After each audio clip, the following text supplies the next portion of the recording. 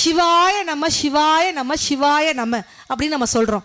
அந்த சிவாய நம முதல்ல ஆரம்பித்த உடனே நான் முருகருக்கு ஒரு விளக்கம் சொன்னேன், கணபதிக்கு ஒரு விளக்கம் சொன்னேன். சிவாய நமக்கும் ஒரு விளக்கம் இருக்கு. சி என்ற எழுத்து சிவனை குறிக்கும், வா என்ற எழுத்து அம்பாளை குறிக்கும், ஏ என்ற எழுத்து மனிதனை குறிக்கும், நம என்ற எழுத்து ஆணவம் கண்மம் மாயையை குறிக்கும்.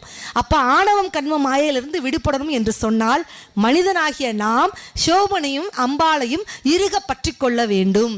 அதுதான் சிவாய நம சிவாய நமத்தோட பெயரின் பொருள் விளக்கம்.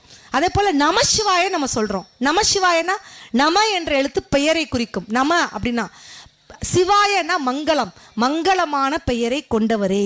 சிவாய நம சிவாய எனும் நாமம் அது விடாத வினை தொடாத வழி காக்கும். ஓம் நம சிவாய ஓம் நம சிவாய உலகை ஆளும் இனிய நாமம் ஓம் நம சிவாய. ஓம்